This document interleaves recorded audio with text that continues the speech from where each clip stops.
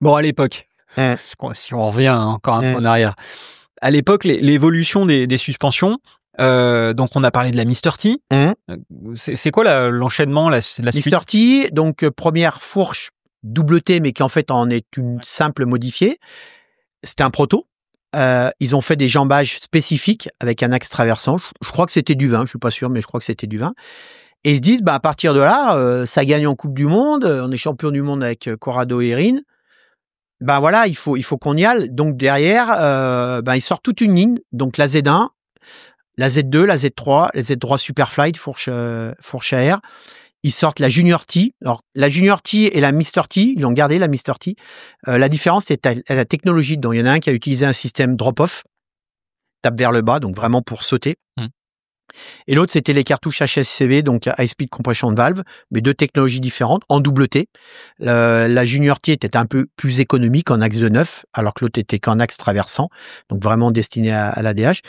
Et puis après, il arrive, on se met au cross-country, arrivent les marathons, toutes ces fourches-là, parce que on a des pilotes qui partent faire des Coupes du Monde, faire des JO, donc il nous faut aussi une fourche de cross-country, donc les Z1 Fly, les Z2 X-Fly. Après, ça se déroule, quoi. Je veux dire, globalement, on passe de 50, 60, jusqu'à arriver à 100, puis jusqu'à 200 de débattement. Et puis quand même, Marzocchi a quand même cette sensibilité sur la partie vraiment DH Gravity. Et là, un jour, je suis avec Umbo et Gigi, et on regardait ces fourches de moto, qui s'appelaient la Shiver. Et je dis à Umbo, mais c'est ça qu'il faut qu'on fasse, une Shiver 200, c'était 300 la Shiver en moto. Alors, excuse-moi, mais avant la Shiver, il s'est quand même passé un truc. La Monster? Ah, Ouais. attends, Oui, mais la Monster, oui, mais la Monster, c'est une grosse Z1. oui, c'est une grosse évolution, mais quand même. On a grossi 40. Quelle évolution? Ouais, Attends, oui, parce que 40 fallait du gros. millimètres, Ouais, mais parce que la Z1, la Monster, pardon, elle était conçue au départ pas vraiment pour la DH. Elle a été conçue pour les benders et les flowriders qui se balançaient de falaises et qui faisaient vraiment du gros saut. Il fallait du gros. Et l'avantage de la Monster 40. 4 kg de, je me rappelle très bien. Je pense, ouais. Il y a eu plusieurs versions, mais celle-là, Ouais. L'avantage, c'est que la cartouche hydraulique, elle venait de la moto. Ouais. On n'a pas eu à la faire. On l'a pris, on l'a mis dedans. On a juste fait le châssis. Et t'avais 1 litre d'huile dans chaque... Plus. Je me rappelle toujours mon épouse Valérie, là, quand elle était sur les Coupes du Monde, je le répétais tellement, 648 cc par jambage. Quand les gens venaient sur les assistances, moi j'étais dans mes trucs et je faisais les chims, elle disait 648 dans chaque jambage. Les mecs, ils restaient comme ça. Ouais, il fallait acheter 2 bidons d'Ippon pour remplir la fourche. Hein. Mais ça marchait, c'était fiable. Et c'était un bain ouvert, alors c'est différent parce qu'on utilisait la même huile pour la lubrification et pour l'amortissement. Et c'était une technologie moto. Les cartouches, ça venait de la moto.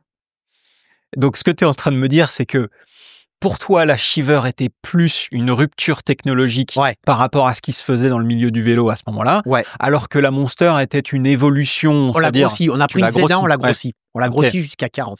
Bon, est-ce qu'on peut parler de la Super Monster? Alors la Super Monster, alors là c'est encore mieux parce que c'est une Monster. Et là, les cartouches venaient d'une Shiver 50 Husqvarna qui est démontée sur les Husqvarna. Voilà. Donc la cartouche 300. Moto, elle faisait 300. Là, c'était même pas. On a pris la cartouche, on l'a fait bouillir pour la réduire. C'est qu'on prend une cartouche de moto. Voilà. Alors pourquoi cette fourche a existé? C'est une de. Honnêtement, on n'a pas vendu beaucoup. C'était plus pour répondre à un besoin des riders et des jumpers des États-Unis. C'est tout. Mais tu l'as jamais vu en DH, très peu, en Coupe du Monde. Non, c'est parce qu'à l'époque, comme je te disais, les gars à la fin de la journée ils disaient, putain, j'ai fait 10 000, mais comme ça, pas à monter descendre en saut, quoi, tu vois. C'est parce qu'on répondait à un besoin du marché. Ouais, parce que bon, t'avais la Monster qui faisait 200, et après t'avais la Super Monster qui faisait 300. Mais du coup, alors, de ce que j'ai compris en geekant un peu l'histoire de Marzo, c'était quand même, donc, pour répondre, comme tu dis, aux besoins des freeriders et puis des benders qui se jetaient du haut de falaise. Mais quand même, vous vous êtes rendu compte à l'époque qu'il y a des gens qui en voulaient. Alors, il y a des gens qui en voulaient, effectivement, sauf que à un moment donné, quand tu mets 300 mm de débattement sur un vélo, la géométrie du vélo, elle devient bizarre. et tu roules pas avec en DH. Tu peux pas tourner. Donc, il faut aussi que quand tu sortes un produit comme ça, si vraiment tu veux le vendre et qu'il est destiné, on va dire, au grand public, il faut aussi que les constructeurs de cadres te suivent, changent leurs angles, etc. Parce que là, tu mets ça, tu as le boîtier de pédalier, mon pauvre. Et en fait, du coup, sur le marché de la DH, il n'y avait pas vraiment besoin d'avoir 300 mm de débattement. Donc, les constructeurs, à l'époque, les Max, etc., non, puis on avait des exemples, Boss, quand il a fait le vélo à Nico, il n'y a pas mis 300. Enfin, tu vois, après, il y a la géométrie. Si tu es ton boîtier de pédalier, il a une telle hauteur, le vélo, tu peux pas tourner. Donc, en fait, non, tu jumps avec, mais tu roules pas. C'était pas fait pour rouler, c'était pour jumper. Après une demande, bah oui, parce que les gens, ils en veulent toujours plus. Mais moi, honnêtement, je sais pas si sur toutes les coupes du monde ou même les coupes de France où j'allais ou les méga, etc., j'ai jamais fait le service d'une fourche de 300. Ouais, non, de toute façon, c'était pas une fourche où les mecs faisaient de la race avec. Non, c'est ça. Donc, je sais pas combien on en a produit. Et puis, par contre, au niveau marketing, mon pauvre, bah ouais, on a 300 de débattements, on a plus que les autres. Donc, il y avait aussi Bryson derrière, avec les Bomber Girls, 300. Tu vois. Ah ouais, il y a tout qui allait avec. Donc, c'était du marketing aussi. C'était aussi un produit de marketing. Ouais. Alors, c'est une superbe perche que tu me tends, mais j'aimerais quand même continuer sur la Shiver. Et après, on basculera sur le côté marketing et ce qui faisait que la marque était aussi mythique à l'époque. Shiver, donc, rupture technologique, on a compris. On passe sur une fourche inversée, C'est effectivement... C'est la première fourche inversée en VTT ou il y avait... Alors la première, je voudrais en tout cas de descente. Ouais, de DH. Quoi que non, il y avait Manitou. Non, il y avait il y avait la Dorado. La Dorado, je pense que c'était un inversé. Ça c'est plus naturel pour le bureau technique de Marzo, en disant en cross, en enduro, en moto, il y avait la RAC 50. Je l'ai donné à Kevin, j'en avais une RAC 50 qui était montée sur les Bimota, les Ducati Corsa, enfin que sur des motos d'exception, elle fait 50 mm de diamètre le truc. Puis en plus, si tu veux, il n'y a pas beaucoup de débattement, il y a 110. Donc quand tu vois une fourche en diamètre 50, en 110, tu as l'impression que c'est... mais les mecs, ils roulent à 3,40 quand ils freinent, pas que la fourche, elle passe derrière. Hein. Et il y avait aussi, comme je l'ai dit, en super motard et en enduro. Et donc pour les gens du service technique du bureau d'études de Marzo, ils disent... le vélo de DH, ça commence à ressembler de plus en plus à de l'enduro, enfin, à de l'off-road, quoi, tu vois. Pourquoi pas, on prend une Shiver moto, pareil, on la fait bouillir et ça devient une Shiver, et voilà. La Shiver DC, Double Crown, est née. Donc, cartouche hydraulique, haute vitesse, basse vitesse, ressort, bain d'huile ouvert et fourche inversée. Alors, pourquoi fourche inversée? Les gens se posent la question. Première chose, quand tu fais une fourche inversée, t'as pas besoin d'ouvrir un moule. Tu peux tout faire en CNC. Oui. Et ça change beaucoup les choses. Parce que Marzo est plus obligé d'acheter les castings à Oseki, à Suntour. Ouais. Parce que ceux qui fabriquent des castings et des très bons castings, c'est Suntour. Le magnésium, c'est vraiment une technologie, quand on en parlera, mais c'est vraiment notre cœur de métier. Donc déjà, ça les rend autonomes. Ils ont des centres d'usinage de fous. Ils usinent. Ils font que de l'usinage. C'est les gens qui arrivent sur le marché de la suspension avec une fourche inversée, c'est que souvent la partie outillage, elle est moindre. C'est de la CNC, donc tout le monde en a. Enfin, tout le monde. Une boîte de mécanique en a. Une fourche avec un casting comme ça, faut ouvrir le moule. Faut faire le moule. Faut ouvrir le moule. Faut couler le magnésium. Faut avoir les trucs pour couler. C'est plus la même mayonnaise. Un moule pour faire une fourche casting, c'est aux alentours de 200 000 €. Donc, faut en faire après des castings. Hein. Donc, nous, on fait nous-mêmes nos moules au Japon. Hein. C'est Suntour Japon qui fait ça. Donc, c'est déjà plus évident pour eux. Ils vont maîtriser la fabrication, le process industriel de A à Z. C'est super. Nickel, top. Et puis, tout le monde dit, une fourche double T, c'est hyper statique. Ah, tu vas me dire, c'est quoi hyper statique? Il y a 4 points alignés. Et 4 points, c'est pas une droite, c'est une courbe. En mathématiques, 2 points, c'est une droite. 3 points, c'est une courbe. 3 points ne peuvent pas, dans la théorie, être alignés. Ça, quand tu as fait des maths, on te l'explique. Si tu n'as pas compris ça, faut pas faire des maths. Donc, une fourche inversée, un des avantages, c'est qu'en bas, il y a un des points qui devient mobile. C'est d'ailleurs pour ça que quand tu montes une roue sur une fourche inversée, on dit faut détromper la fourche. C'est-à-dire qu'il ne faut pas la serrer d'un côté, tu appuies, ça s'aligne, et qu'est-ce que tu fais en faisant ça? Tu alignes 2 points. Et quand 2 points sont alignés, il passe par 2 points dans l'espace, passe toujours une droite. Eh ben, elle marche mieux. C'est-à-dire que tu vas enlever tous les problèmes de frottement interne, de problèmes de parallélisme, de coaxialité, enfin, des bacs de guidage, etc. Et une fourche inversée, tu as une sensibilité qui est maximum. C'est le top. Sauf qu'il reste un problème, la rigidité. Alors, il y a plusieurs types de rigidité. En rigidité frontale, c'est le top. Ben oui, parce que ta fourche, tu l'inverses. Donc, les gros tubes, ils sont en haut. C'est la plus grosse longueur. Donc, ils sont costauds. Par contre, torsionnel, moyen. Et une fourche inversée, la rigidité torsionnelle, elle passe par le moyeu.